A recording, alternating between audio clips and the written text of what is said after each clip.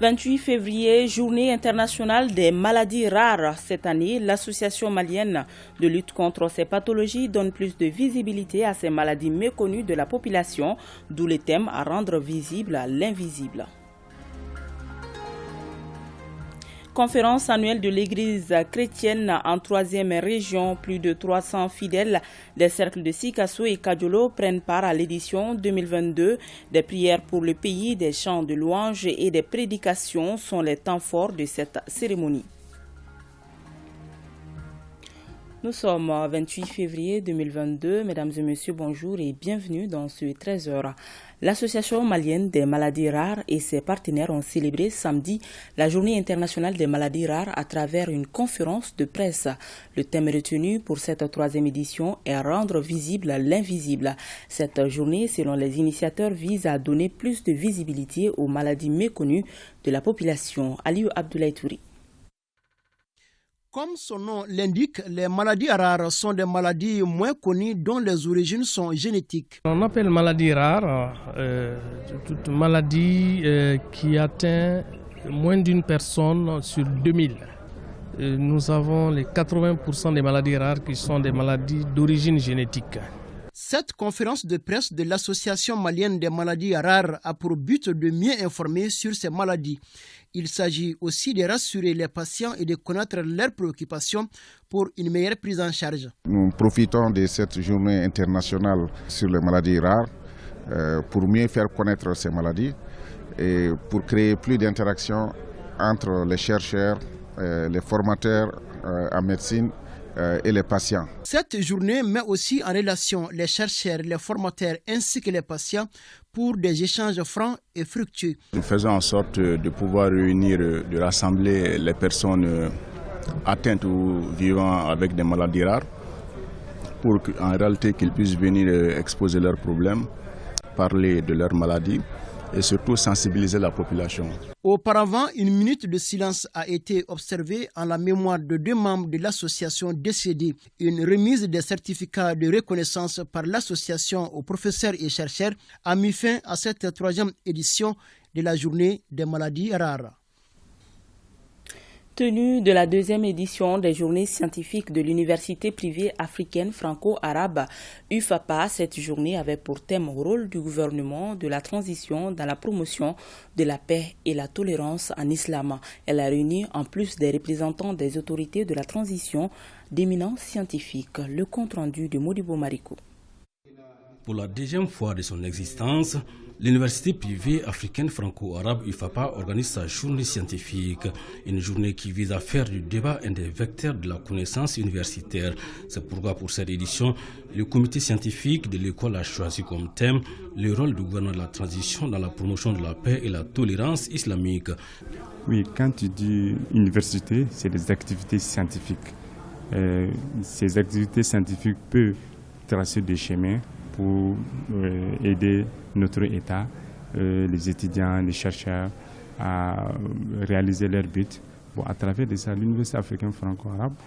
Il m'a été demandé de venir exposer la paix et la tolérance contenues dans le plan d'action du gouvernement de la transition.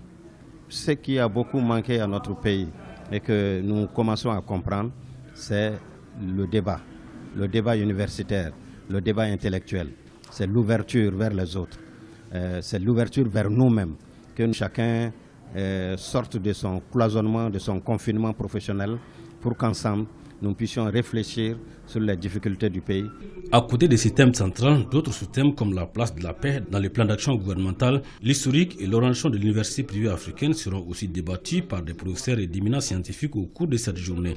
Une journée qui a réuni en plus des étudiants et professeurs de l'UFAPA, des invités venus d'autres structures universitaires de Bamako.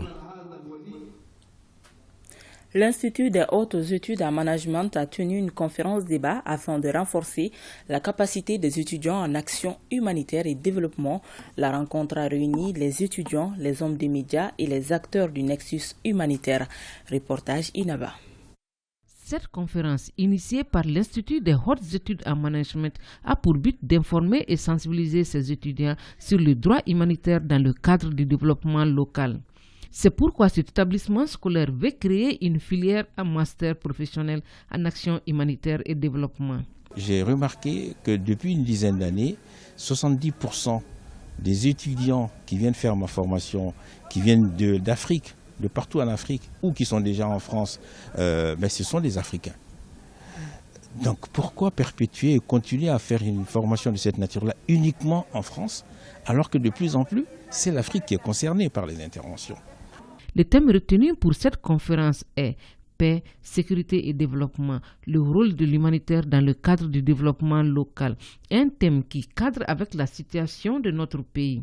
Pour nous étudiants, c'est une aubaine pour nous d'accueillir cette conférence sur l'humanitaire et la paix dans le Sahel. Notre pays est actuellement dans une crise, donc il faut savoir que apprendre l'humanitaire, le droit de l'homme, et sachant l'appliquer là où il se doit, c'est plus que bénéfique, mais je peux le dire. C'est un appel qui est adressé aux étudiants pour s'intéresser à la matière juridique, en particulier aux droits de l'homme.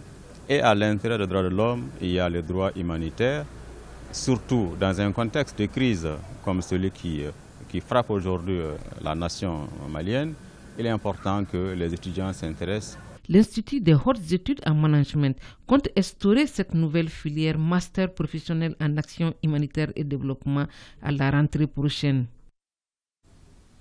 La première promotion du centre de formation Faïda Couture Baminata vient de boucler sa formation en coupe, couture et stylisme. Les lauréats ont reçu leur attestation au cours d'une cérémonie organisée au centre culturel Karim Togola de Sabalibougou. Mariam Koulibaly. Ils sont 18 jeunes filles et garçons à recevoir leurs attestations de fin de cycle au centre de formation Faïda Couture Baminata.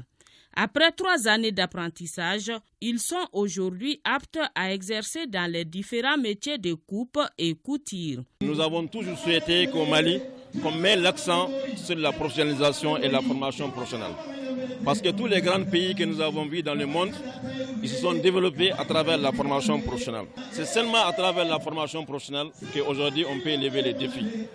Animé du désir de l'autonomisation, chacun des récipiendaires dispose d'un projet. Je suis vraiment heureuse d'avoir reçu mon attestation du centre de formation Baminata. Mon rêve, c'est d'ouvrir mon propre atelier dans l'avenir pour que je ne sois pas une femme dépendante de quelqu'un. Si toutes les structures ont pris acte à former les enfants, c'est un atout. Si on voit l'état du pays même, on sait que tout le monde a besoin de la formation. C'est pour le développement même du pays. La cérémonie a été agrémentée par des prestations d'artistes, des sketchs, un défilé de mode et surtout des promesses de formation et d'offres de machines aux récipiendaires. La formation pour la promotion de l'entrepreneuriat et l'innovation lance la formation de 400 jeunes en agrobusiness et TIC. Plus de 61 millions de francs CFA sont mobilisés pour assurer leur formation dans les domaines de l'agroalimentaire, du maraîchage, de la pisciculture. La première phase de ce projet concerne les jeunes des régions de Caille, Sikasso et C du district de Bamako. Batraoré. De nos jours, de nombreux jeunes se retrouvent sur le marché de l'emploi après l'obtention d'un diplôme. La solution à cette problématique passe par la création et la promotion d'entreprises. Cette stratégie est développée par YIF, qui veut dire Fondation Ouest-Africaine pour la promotion de l'entrepreneuriat et l'innovation. C'est à travers un nouveau projet de formation de 400 jeunes. Ce projet vise à former les jeunes pratiques dans la pratique et à avoir des financements. Sur le maraîchage, la pisciculture, agroalimentaire, aussi aviculture. Les 400 jeunes sont répartis entre Bamako et les 2 régions. D'ailleurs, nous avons même dépassé les 400 parce qu'au niveau de Bamako, nous avons pris 250, Kayi, nous avons pris 100 et aussi Sikasso, nous avons pris 100. 61 300 000 francs CFA sont mobilisés pour assurer cette formation qui est parrainée par la présidente du mouvement Ambeko. Notre mouvement, la devise même, c'est l'épanouissement pour la jeunesse et les femmes. Ça concerne la jeunesse.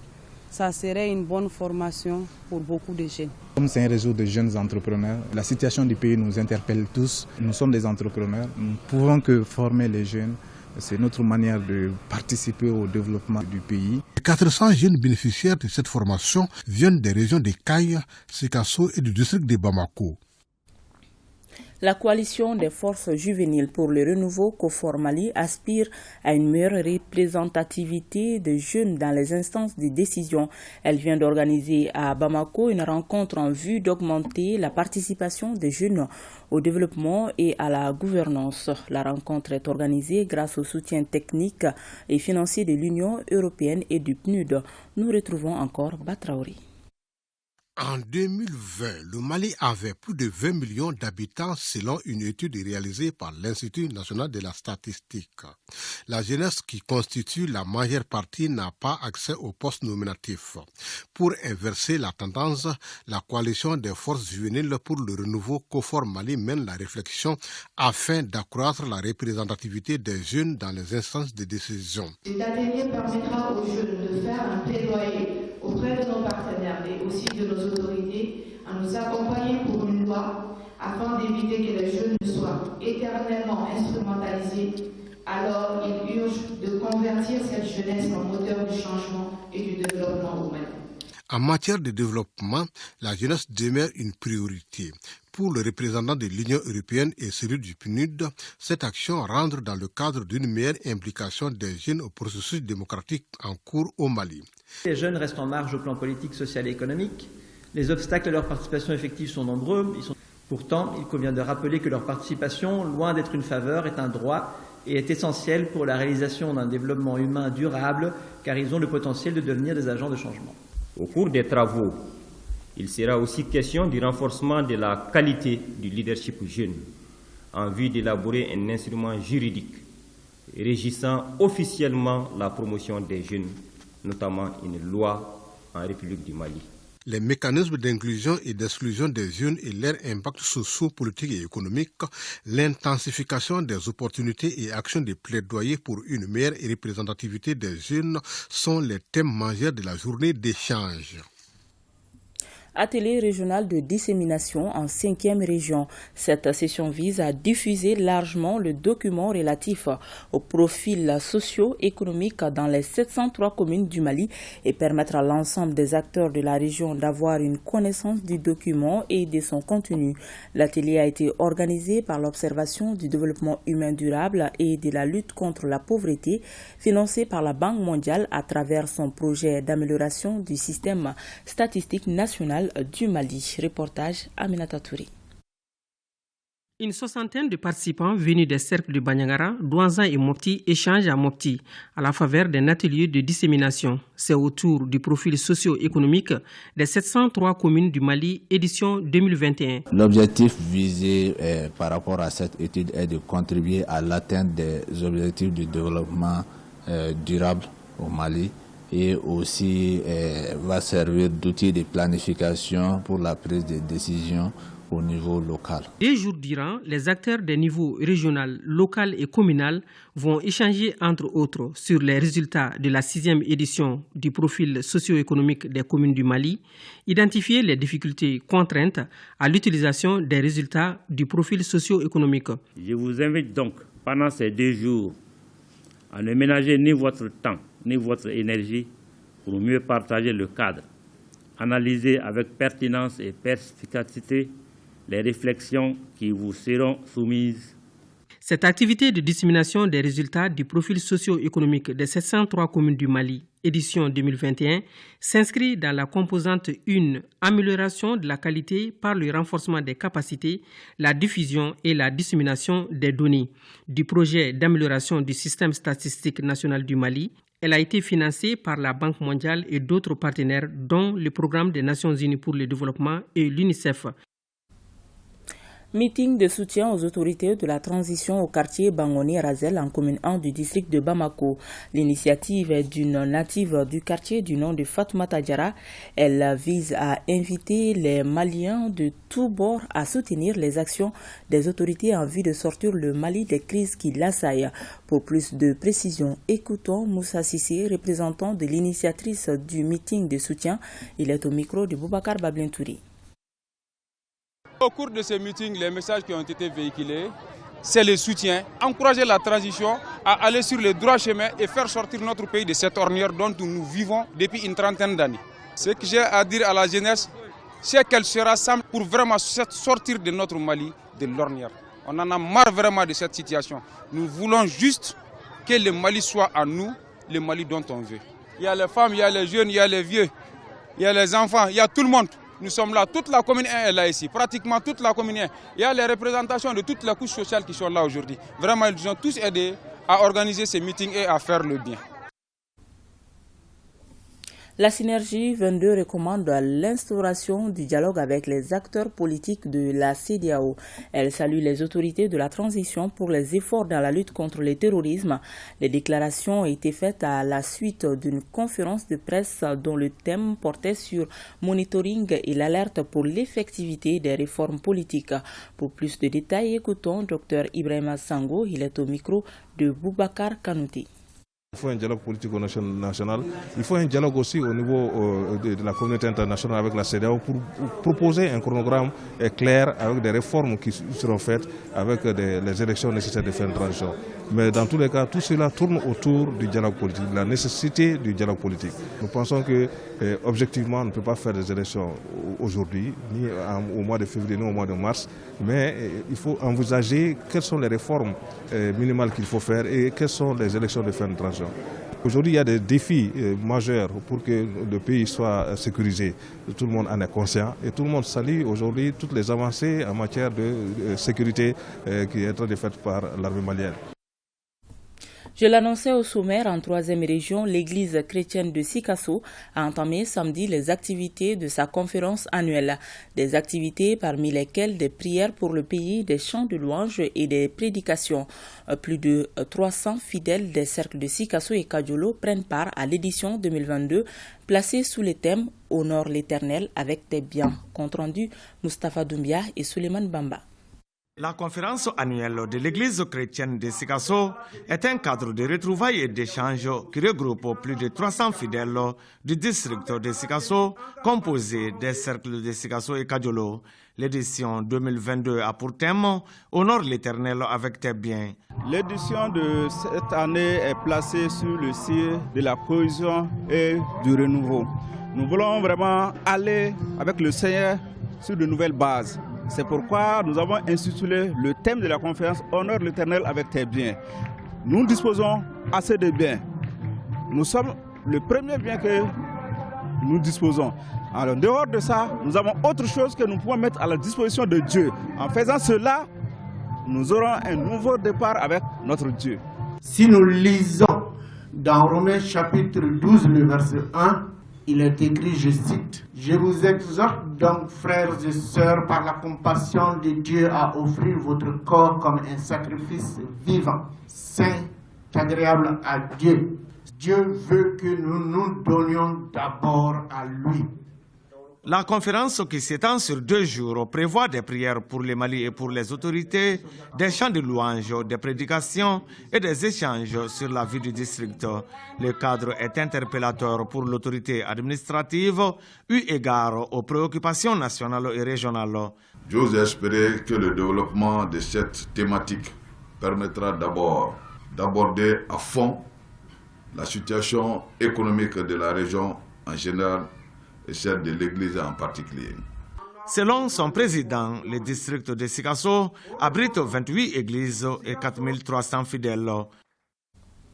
Un mot de culture à présent. La 3e édition de la Nuit de Gao a eu lieu vendredi dernier au Palais de la Culture Amadou Ampateba. L'objectif visé par l'association La Salle, initiatrice de cette nuit, est de promouvoir la paix et la cohésion sociale à travers la culture. Cette soirée culturelle qui a réuni tous les ressortissants de la région de Gao et leurs frères et sœurs des autres localités du Mali s'est déroulée en présence du gouverneur de la région de Kita et de plusieurs personnalités de notre pays. C'est un reportage signé Aliou Idrissa Maïga. La Nuit de Gao est une soirée culturelle qui regroupe chaque année à Bamako les ressortissants de la région et des autres localités du Mali pour échanger et dialoguer ensemble dans la fraternité. L'objectif visé est de promouvoir la paix à travers l'art et la culture. Nous allons promouvoir notre culture et montrer nos traits traditionnels, nos danses traditionnelles, nos chants traditionnels. Donc il nous faut ce genre de nuit. En tant que ressortissants de Gao, ça ne peut que nous faire revivre des moments qui jadis nous faisaient vivre notre culture qui, en raison de certaines circonstances, ne se passe plus comme avant. Les prestations de Douma Meiga, le groupe Sita de Sikasso, Baba Salah Cissé, Jinx B, Tikalo, Ibawan et plusieurs autres icônes de la musique malienne ont contribué à rehausser l'éclat de la soirée de Gao qui a enregistré cette année la participation des ressortissants de la région de Kita. Tout le peuple malien, Soninké, Bambara, Sorko, Peul étaient représentés dans ce triangle, disons, que constituait Gao, Tombouctou et Djenné. Perpétuer la nuit des Gao est un événement qui n'est pas anodin. Au cours de la soirée, le parrain et l'invité d'honneur ont reçu des attestations de reconnaissance. Signalons que l'année dernière, une partie des recettes de la nuit de Gao a été utilisée pour faire des dons à l'hôpital et à la maison d'arrêt de Gao. La salle compte faire la même chose cette année au bénéfice des couches vulnérables. Voilà, et c'est ce qui met un terme à ce journal. Merci de l'avoir suivi et à demain, même heure, s'il plaît à Dieu.